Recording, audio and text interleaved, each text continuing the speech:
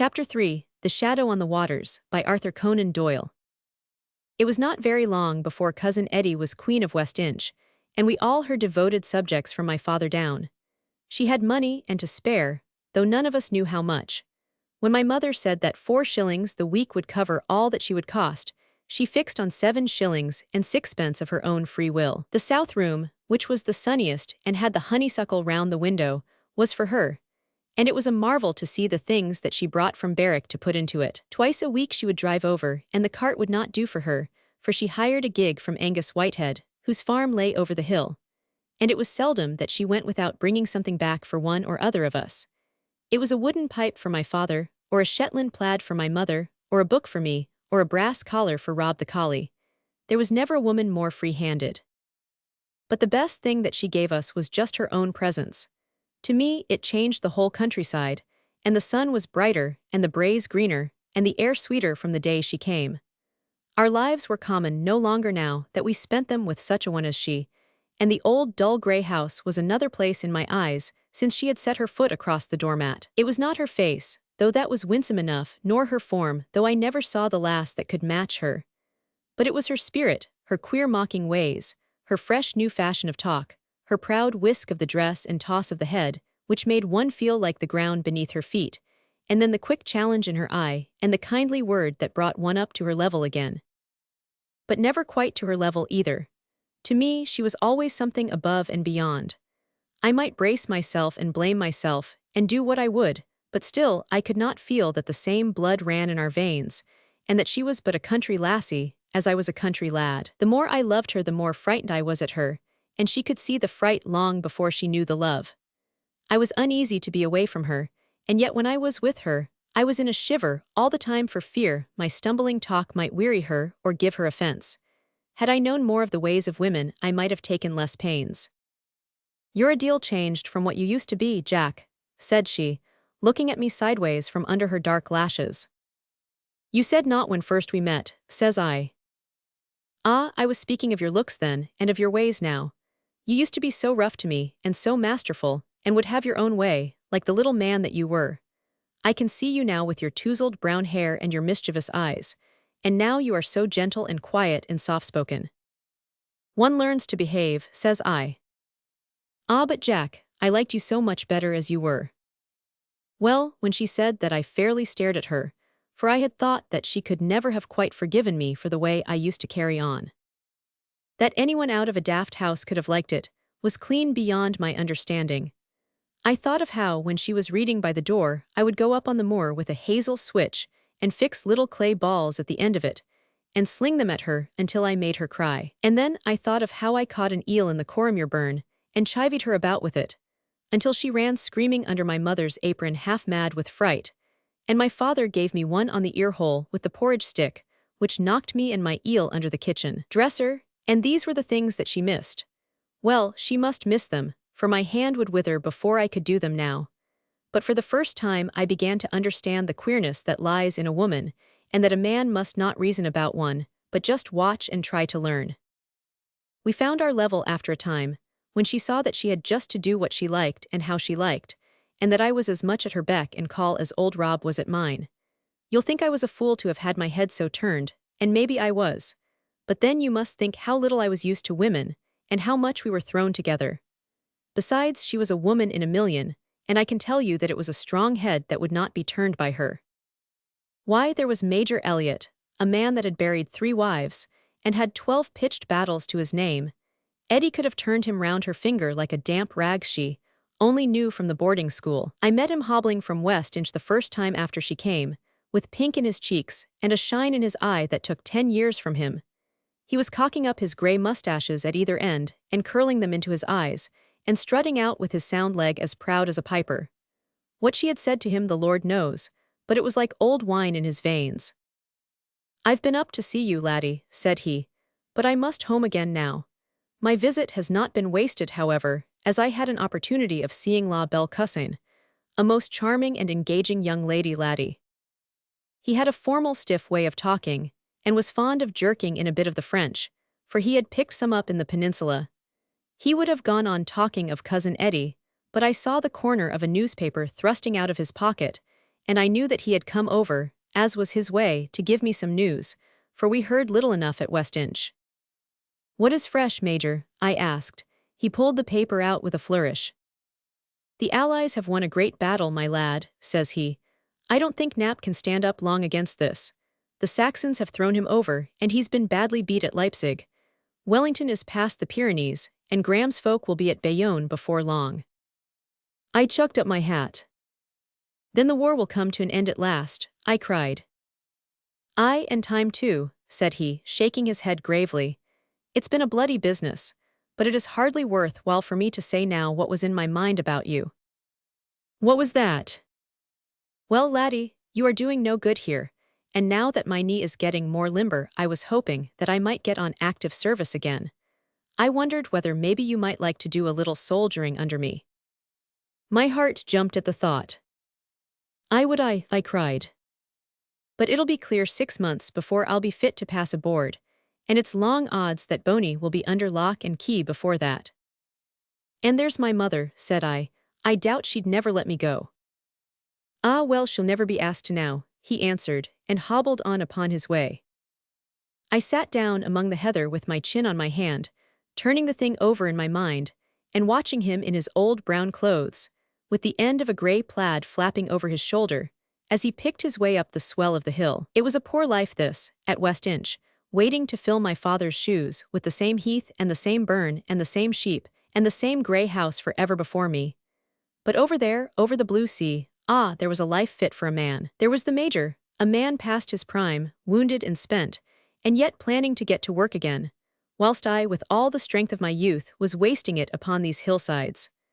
A hot wave of shame flushed over me, and I sprang up all in a tingle to be off and playing a man's part in the world. For 2 days I turned it over in my mind, and on the third, there came something which first brought all my resolutions to a head, and then blew them all to nothing like a puff of smoke in the wind.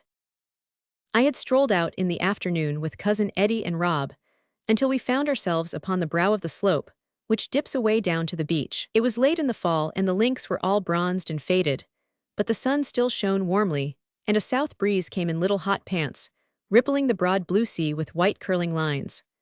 I pulled an armful of bracken to make a couch for Eddie, and there she lay in her listless fashion, happy and contented, for of all folk that I have ever met, she had the most joy from warmth and light. I leaned on a tussock of grass, with Rob's head upon my knee, and there, as we sat alone in peace in the wilderness, even there we saw suddenly thrown upon the waters in front of us the shadow of that great man over yonder, who had scrawled his name in red letters across the map of Europe. There was a ship coming up with the wind, a black sedate old merchantman, bound for Leith as likely as not. Her yards were square, and she was running with all sail set. On the other tack, coming from the northeast, were 2 great ugly lugger-like craft, with 1 high mast each, and a big square brown sail. A prettier sight one would not wish than to see the 3 craft dipping along upon so fair a day. But of a sudden there came a spurt of flame and a whirl of blue smoke from one lugger, then the same from the second, and a rap, rap, rap from the ship. In a twinkling hell had elbowed out heaven, and there on the waters was hatred and savagery and the lust for blood. We had sprung to our feet at the outburst, and Eddie put her hand all in a tremble upon my arm. "They are fighting, Jack," she cried. "What are they? Who are they?" My heart was thudding with the guns, and it was all that I could do to answer her for the catch of my breath. "It's 2 French privateers, Eddie," said I. "Chassemaries, they call them, and yon's one of our merchant ships, and they'll take her as sure as death, for the Major says they've always got heavy guns, and are as full of men as an egg is full of meat. Why doesn't the fool make back for Tweedmouth Bar?" But not an inch of canvas did she lower, but floundered on in her stolid fashion, while a little black ball ran up to her peak, and the rare old flag streamed suddenly out from the halyard.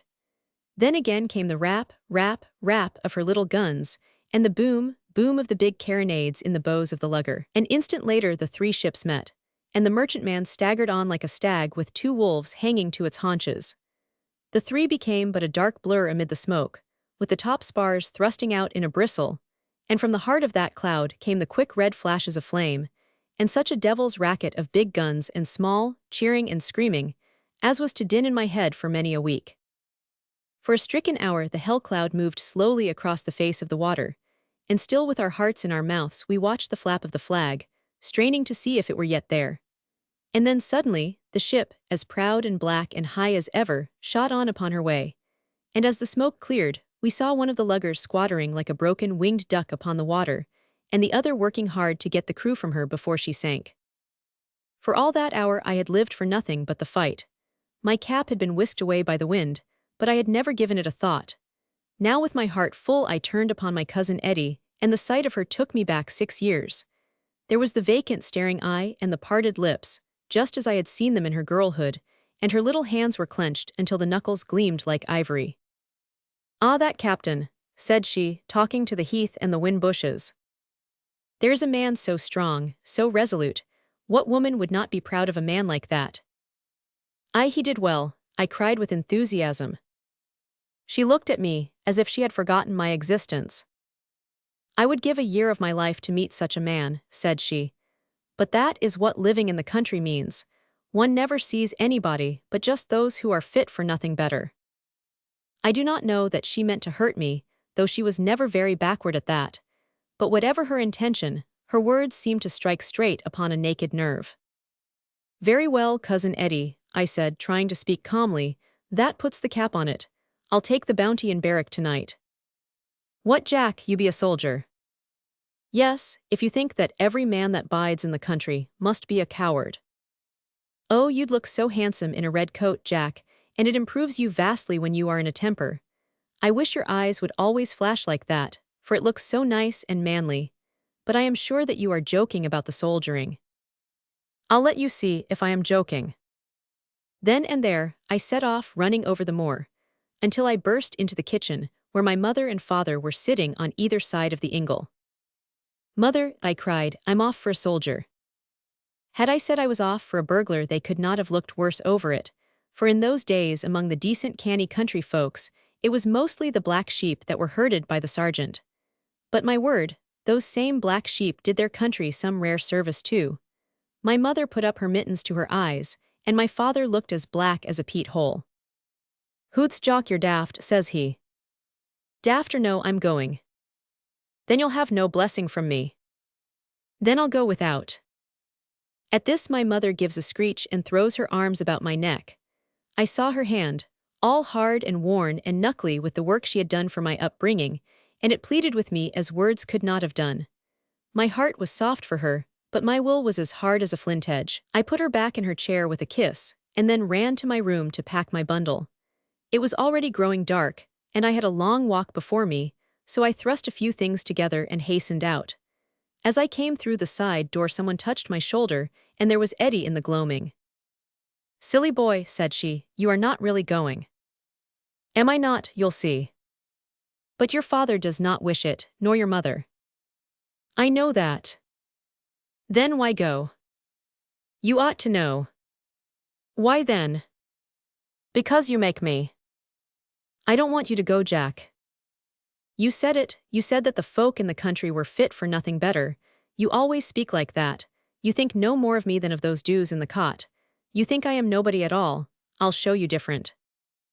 All my troubles came out in hot little spurts of speech. She colored up as I spoke, and looked at me in her queer half-mocking, half-petting fashion. "Oh, I think so little of you as that," said she. "And that is the reason why you are going away. Well then, Jack, will you stay if I am kind to you?" We were face to face and close together, and in an instant the thing was done. My arms were round her, and I was kissing her, and kissing her, and kissing her on her mouth, her cheeks, her eyes, and pressing her to my heart, and whispering to her that she was all to me, and that I could not be without her. She said nothing, but it was long before she turned her face aside, and when she pushed me back it was not very hard. "Why, you are quite your rude, old, impudent self," said she, patting her hair with her two hands. "You have tossed me, Jack. I had no idea that you would be so forward." But all my fear of her was gone, and a love tenfold hotter than ever was boiling in my veins. I took her up again, and kissed her as if it were my right. "You are my very own now," I cried. "I shall not go to barrack, but I'll stay and marry you." But she laughed when I spoke of marriage. Silly boy," said she with her forefinger up. And then when I tried to lay hands on her again, she gave a little dainty curtsy and was off into the house.